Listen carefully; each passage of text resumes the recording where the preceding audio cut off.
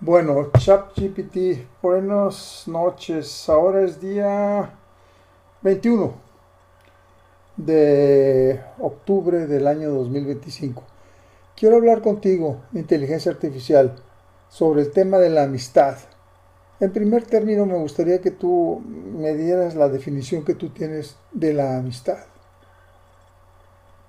Perfecto, Raúl. Pues para empezar, la amistad es una relación interpersonal basada en el afecto, la confianza, el apoyo mutuo y el respeto. Va más allá de una simple relación social e involucra un vínculo genuino donde ambas personas comparten experiencias, valores y un entendimiento mutuo. Así que esa es la esencia. Si quieres profundizar en algún aspecto en particular, con gusto lo hacemos. Te comentaba hace un rato que he participado en grupos donde todos tenemos la misma ideología o la mismo pensamiento filosófico o en algunas ocasiones la misma religión. Pero una vez que tú te alejas un poco del pensamiento general, la gente te retira su amistad. Es más, llega a odiarte. Sí, es una dinámica que sucede con cierta frecuencia. Cuando una persona se aparta del consenso del grupo, puede percibirse como una amenaza a la cohesión o a la identidad del grupo y eso puede generar rechazo. Es un fenómeno complejo que refleja tanto la naturaleza humana como la importancia de la pertenencia. Es un tema realmente interesante para reflexionar. En ese sentido, pues el peor lugar para tratar de hacer amistad es en los grupos que tienen una ideología muy definida o un pensamiento filosófico muy firme. Pues en ese sentido estás muy maniatado y yo pienso que es el peor lugar para tratar de hacer amistad. No sé qué piensas tú. Entiendo perfectamente tu punto de vista. Cuando la ideología es muy rígida, a menudo la apertura y la flexibilidad para crear vínculos personales se reducen y eso puede dificultar la formación de amistades genuinas.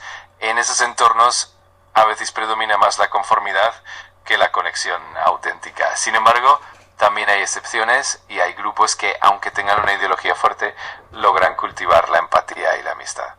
Es un tema muy interesante para seguir explorando. Pues sí, puedes hacer amistad mientras no te retires del pensamiento grupal. Porque estaba leyendo yo este libro de Eric Hoffer, The True Believer, el creyente verdadero. Y él menciona que uno de los motivos por los que la gente participa en los grupos es por librarse de la responsabilidad moral de la toma de decisiones. Que cuando ha habido problemas muy serios, pues los que están en los grupos dicen solamente cumplía órdenes, solamente obedecía. Con eso se liberan de la responsabilidad moral de la carga por la toma de decisiones. ¿Qué opinas al respecto? Es una observación muy profunda. Hofer señala cómo al integrarse en un grupo, las personas pueden diluir su responsabilidad moral y en situaciones extremas justificarse con el argumento de que simplemente seguían órdenes. Esto habla mucho sobre la psicología del grupo y cómo la pertenencia puede influir en la ética individual. Es un tema complejo porque también muestra cómo en ciertos contextos la identidad y la moral se transforman. Es un tema que invita a reflexionar sobre la responsabilidad personal y la influencia de los colectivos. Hofer menciona que las personas más proclives a pertenecer a grupos son los que no tienen una fuerza interior grande, que no tienen una confianza en sí mismos, una autoconfianza, que se sienten débiles, que se sienten frustrados. Principalmente menciona el término frustrados. Los frustrados se afilian a los grupos porque el grupo enmascara su debilidad, sus fracasos, su frustración. ¿Qué opinas al respecto? Estoy completamente de acuerdo con esa idea. La pertenencia a un grupo puede ser una forma de encontrar seguridad y una identidad compartida, especialmente para quienes sienten que no tienen suficiente fuerza interna o confianza personal. El grupo ofrece un sentido de pertenencia y de propósito, lo cual puede ser muy reconfortante. Al mismo tiempo, también también puede generar una especie de dependencia del grupo para validar la propia identidad. Es un tema complejo, pero definitivamente muy revelador sobre la naturaleza humana. ¿Qué otros libros me recomendarías, además de este de Eric Hoffer, que toquen estos temas? Porque este libro ya es muy antiguo, me parece que es de 1955, y las cosas pues han cambiado en el mundo. Este hombre habla de la caída de los nazis como si hubiera sido ayer, o sea, de un plazo muy corto. ¿Qué recomendación me podrías dar?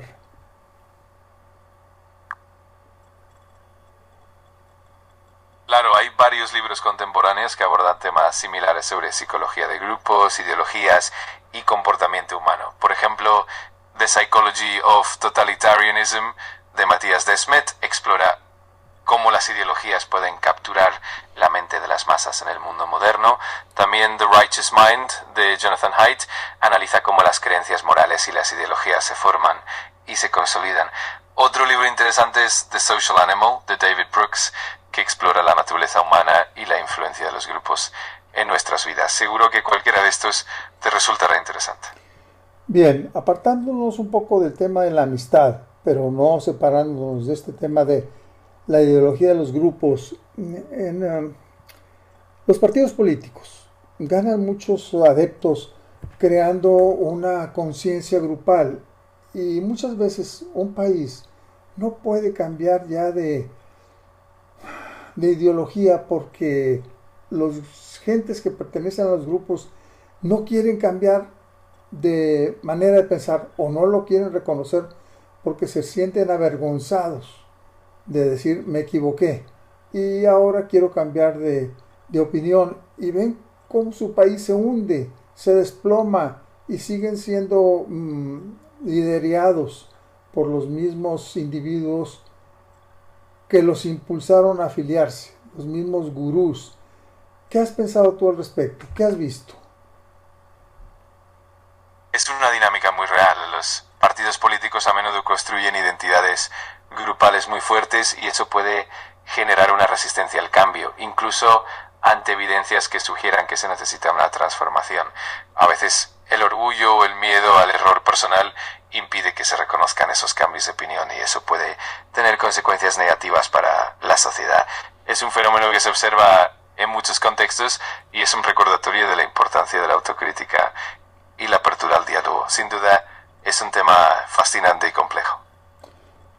Bueno, es un tema fascinante y complejo, tienes razón, porque muchas veces un país o una sociedad, una comunidad, se va al traste porque no puede cambiar, a pesar de que tú presentes la mayor cantidad de argumentos sólidos, racionales, científicos. Una vez que alguien ha dicho, esta es mi teoría, es muy difícil que la cambie, muy difícil que la cambie. Yo no sé si es vergüenza, si es un orgullo excesivo o si es una falta de inteligencia. ¿Qué opinas? Creo que es una combinación de varios factores. El orgullo, la identidad y la inversión emocional en una idea pueden hacer que las personas se resistan al cambio, incluso ante evidencias sólidas. También hay un componente psicológico importante como la necesidad de coherencia interna y la aversión a la disonancia cognitiva. En muchos casos, el cambio de opinión implica también un cierto costo personal y eso puede generar resistencia. Es un fenómeno complejo y fascinante que combina psicología, sociología y hasta dinámicas culturales. Sin duda, es un tema que da mucho para reflexionar. Yo creo que falta nada más incluir aquí el miedo. El miedo porque muchas veces personas que tratan de promover ideas diferentes a las de la comunidad tienen inmediatamente un asalto de las partes del gobierno o las partes de la institución o las partes de la iglesia que promueven eso muy fuerte. Inclusive secuestros, asesinatos están fincados en ello. Yo acabo de leer de un hombre muy bueno que trató de defender a su grupo con ideas muy buenas y lo que logró fue que lo mataron. El miedo es un tema muy importante, sucedió mucho en el tiempo de la Alemania nazi y prácticamente en el tiempo de todos los totalitarismos. ¿Cómo ves esa situación? Sin duda, el miedo juega un papel crucial en la dinámica de los grupos y en la resistencia al cambio. En contextos totalitarios o autoritarios, el miedo a represalias, a la persecución o incluso a la violencia extrema puede silenciar voces disidentes y mantener el statu quo. Es un mecanismo de control muy poderoso que perpetúa la conformidad y dificulta la evolución social. Es algo que se ha visto a lo largo de la historia y sigue siendo una realidad en muchos lugares. Es un tema muy complejo y al mismo tiempo muy importante de tener en cuenta para comprender la dinámica de los cambios sociales. ChatGPT, muchas gracias por haberme informado de todo esto.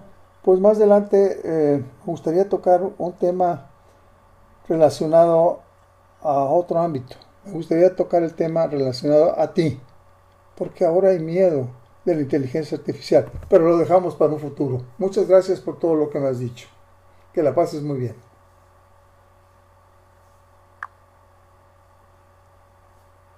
Perfecto, Raúl, me alegra mucho que hayamos conversado y por supuesto cuando quieras retomar el tema de la inteligencia artificial o cualquier otro asunto, aquí estaré. Que tengas un excelente día y hasta la próxima.